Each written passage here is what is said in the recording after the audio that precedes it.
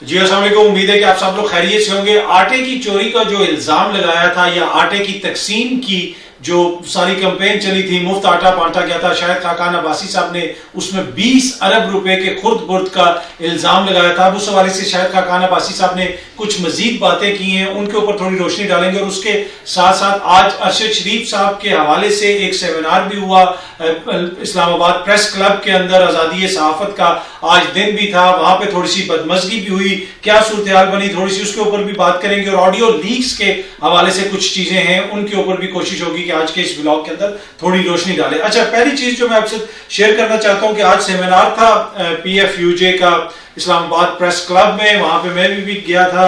अरशद शरीफ साहब के हवाले से वहां पे तकारीर वगैरह भी हुई, काफी वहां पे सिलसिला हुआ, मुतालबात भी हुए, करारदाद भी मंजूर की गई कि कौम मुत्तहिदा तक जनाब अप्रोच किया जाए। और ये जो सारा मामला है अरशद शरीफ साहब की शहादत का, उसको हुकूमत संजीदगी से ले, और काफी वहां पे अच्छे मुतालबात किए गए और अच्छी बातें हुई। थोड़ी सी वहां पे बदमज़गी भी हुई, कुछ सहाफियों ने वहां पे एहतजाज भी किया, इसलिए कि उन्होंने कहा कि उन लोगों को वहां पे बुलाया गया या बैठाया गया है कि जो अरशद शरीफ साहब की जो उनको मुश्किलात का सामना हुआ, अरशद शरीफ साहब को उसमें उनकी हुकूमत का किरदार था। वहां पे एक वफाकी वजीर साहब बैठे हुए थे, मियां जावेद लतीफ साहब, उनकी मौजूदगी के ऊपर एतराज किया गया। कुछ दीगर लोगों ने जो वहां पे तकारीर वगैरह की गई, उनकी ट्वीट्स वगैरह को लेके कि जनाब उन्होंने इस किस्म की ट्वीट्स की थी कि जिसमें अरशद शरीफ साहब की तहजीब का पहलू था, या वो उस वक्त कुछ और मौकिफ ले रहे थे, और अब आके जनाब वो अरशद शरीफ साहब से यहाँ पे यकजहती का मुजाहरा कर रहे हैं। तो ये नहीं होना चाहिए, अरशद शरीफ साहब को इस सेमिनार के मौके के ऊपर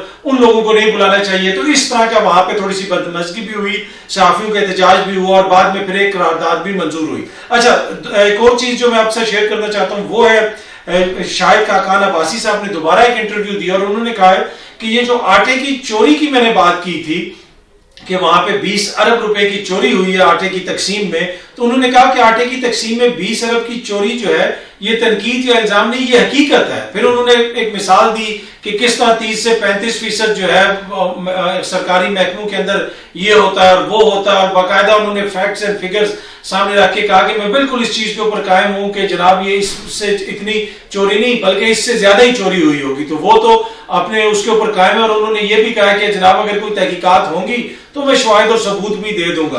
तो वैसे तो जिस तरफ उन्होंने इशारा किया है कि बहुत सारे जो सरकारी महकमे होते हैं उनके अंदर जो खुर्द बुर्द होती है उससे कोई भी इनकार नहीं कर सकता। अब देखते हैं कि इसके ऊपर हुकूमत कब तहकीकात करवाएगी, क्योंकि ये जो इल्जाम लगाया जा रहा है ये अपोजिशन की तरफ से नहीं, ये नून लीग के जो साबिक वजीर आजम है उनकी तरफ से ये इल्जाम लगाया जा रहा है। और वो ये कह रहे हैं कि जनाब आटे की ये जो तकसीम का मामला था इसमें खुर्द बुर्द हुई है और इसकी अच्छे तरीके से तहकीकात होनी चाहिए। अगर इसकी तहकीकात नहीं होंगी तो फिर तो इसी तरीके से बार बार इल्जामात लगेंगे और इल्जामात इसी तरह लगते रहेंगे। अब देखते हैं हुकूमत इसके ऊपर तहकीकात करवाती है या नहीं करवाती। लेकिन एक और चीज जो है उसके ऊपर तहकीकात की बात की जा रही है, और तहकीकात की बात की जा रही है जनाब जो ऑडियो मुबैना लीक है साबिक चीफ जस्टिस साकिब निसार साहब के बेटे की, उसके ऊपर एक पार्लिमानी कमेटी बना दी गई है और कहा गया है कि जनाब इस ऑडियो लीक के ऊपर तहकीकात करवाई जाए, पता करवाया जाए कि किस तरीके से ये ऑडियो लीक हुई, मतलब इस ऑडियो के अंदर जो इल्जामात हैं उनका पता लगाया जाए कि ये क्या कुछ हो रहा है। अब ऑडियो लीक्स तो पहले भी बहुत सारी हुई है, उसके ऊपर क्यों नहीं कोई पार्लिमानी कमेटी बनी? इसी पार्लिमान के अंदर से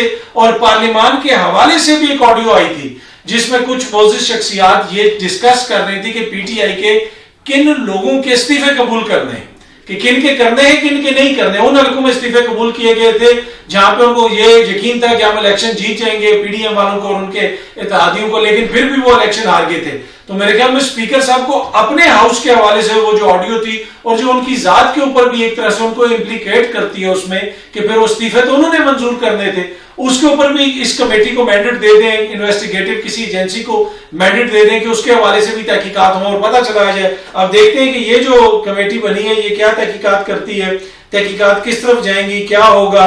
लेकिन हैरानगी की बात वही है कि इसके ऊपर तो फौरन कमेटी बन गई, बाकी जितनी भी ऑडियो लीक्स आई हैं उनके ऊपर क्यों नहीं बन रही। और ऑडियो लीक जब भी आती है, मैंने पहले भी अर्ज की थी, ये कहते हैं कि जनाब बेगुनाही साबित हो गई, मियां साहब सुरखरू हो गए, साजिश पकड़ी गई, तो फिर इन ऑडियो को आप लेके चले जाए अदालत के अंदर, मुकदमा पार्लियामेंट में तो नहीं लड़ना, न ही किसी कमेटी में लड़ना है, मुकदमा बेगुनाही ही तो आपने अपनी साबित करनी है सुप्रीम कोर्ट के अंदर या हाई कोर्ट के अंदर या किसी और कोर्ट के अंदर। तो अदालतों में क्यों नहीं इनको लेके जाते, आप अदालतों में इनको लेके जाएं। अब अदालतों की बात करें तो जनाब इस वक्त पाकिस्तान तहरीक इंसाफ ने सुप्रीम कोर्ट से रुजू कर लिया है। पीटीआई ने 14 मई को इलेक्शन के लिए सुप्रीम कोर्ट से बाकायदा तौर पे रुजू कर लिया। आपको पता है कि जी सुप्रीम कोर्ट का फैसला आ चुका है और सुप्रीम कोर्ट ये फैसला दे चुकी है कि 14 मई को इलेक्शंस होने चाहिए। तहरीक इंसाफ की जो मुज़ाकराती टीम की जानिब से सुप्रीम कोर्ट में बाज़ाब्ता दरखास्त दायर की गई है कि जिसमें सुप्रीम कोर्ट से पंजाब में इंतखाबात के हवाले से 4 अप्रैल के जो हुक्मनामे की मनो निफाज की उन्होंने बुनियादी तौर पे रिक्वेस्ट की है। पीटीआई की जो दायर करदा दरखास्त है उसमें कहा गया है कि अदालत उज़्मा ने अपने फैसले में, अपने हुक्मनामे में ये कहा था कि 14 मई को इंतखाबात होंगे, तो अब हमने सब कुछ करके देख लिया, लिहाजा अदालत अपने फैसले के ऊपर अमल दरामद करवाए, इसके कोई फॉलो अप जो है वो करे। दूसरी जानिब इस तरह की खबरें भी हैं कि जो इलेक्शन कमीशन ऑफ पाकिस्तान है उसने भी कोई पटिशन दायर की है